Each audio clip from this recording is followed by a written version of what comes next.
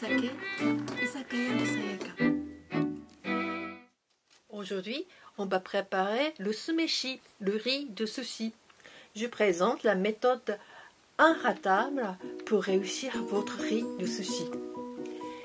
Vous pouvez avoir la base solide pour faire les makis, mais saviez-vous qu'il y a beaucoup de variantes de sushi que vous pouvez réaliser facilement à la maison.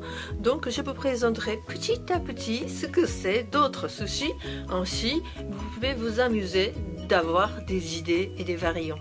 Faire du riz japonais est un élément de base de la cuisine japonaise, c'est-à-dire savoir faire du riz pour sushi garantit 80% de la réussite pour faire des bons sushis.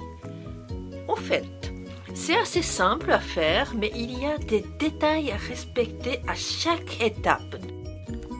Le choix de riz, vous pouvez aller à l'épicerie japonaise et choisir le riz japonais venu du Japon comme Yume Nishiki ou Koshihikari, etc. C'est quelque chose de luxe. Mais si vous n'avez pas ce choix, on va choisir tranquillement le riz rond. Pas de riz Suriname, ni de Thaï, ni le riz gluant. Choisissez le riz rond venu de la France, de l'Espagne, de l'Italie, peu importe. Passons au dosage.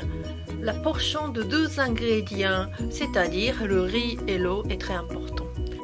Prenez un verre granulé pour mesurer le riz et de l'eau. L'eau minérale peu dure, le style Borvik, ou l'eau de source est vivement conseillée. Le riz à la cuisson doit être assez ferme car on ajoute le vinaigre assaisonné à la fin de la cuisson. Prenez aussi une casserole avec un couvercle qui se ferme bien. Pensez à rincer bien le riz. Rincez le riz jusqu'au moment où l'eau devient suffisamment claire. Normalement, 3-4 fois, cela suffira. Égouttez du riz et ajoutez de l'eau mesurée. À la fin, vous ajoutez un morceau de kombu. Ça y est, vous êtes prêt à cuire le riz. La cuisson du riz se fait de 2 manières. Cuire à la machine ou cuire dans une casserole sur le feu électronique ou de gaz. Une casserole en fonte, si vous en avez, je vous conseillerais vivement de l'utiliser cela. Maintenant, j'ai choisi la cuisson sur le feu électronique. Donc, cuisez le riz à feu vif. Une fois ça bouillit, baissez tout de suite la température jusqu'au feu moyen.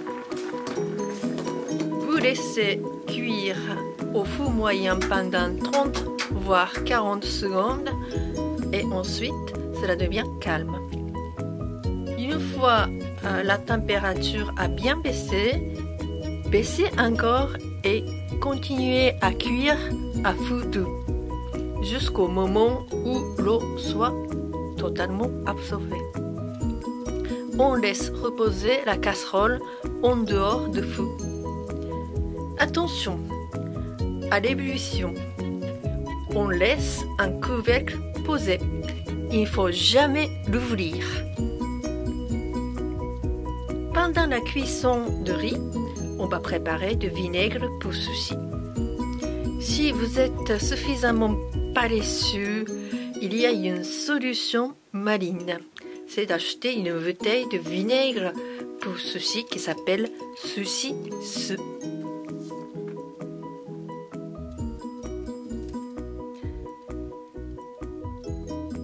Ça y est, on va mélanger le riz cuit et le vinaigre pour sushi. On va faire l'opération en plusieurs fois. Dans la méthode authentique, on ventile le riz de temps en temps avec un éventail, mais ce n'est pas une obligation.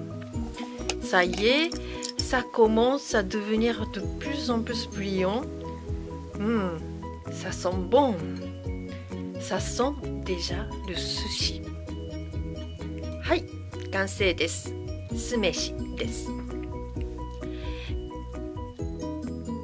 je ne vais pas vous laisser dans votre faim en préparant le riz pour sushi. Donc, j'ai préparé la surprise pour vous à partir de ce sumeshi qu'on a fait. Que peut-on faire sans casser la tête? J'ai été inspirée d'un plat qui s'appelle kaisendon. C'est une sorte de bowl, donc donburi en japonais. Et j'ai utilisé le saumon fumé et le concombre coupé.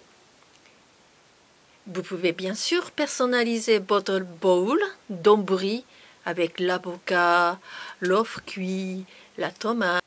Ça sera quelque chose de personnalisé et c'est meilleur. Et l'aventure du sushi continue avec moi. Merci d'avoir vu mon émission. Si elle vous a plu et si la cuisine japonaise ou le saké vous intéresse, veuillez vous inscrire à ma chaîne. À très bientôt. Ja, mata ne.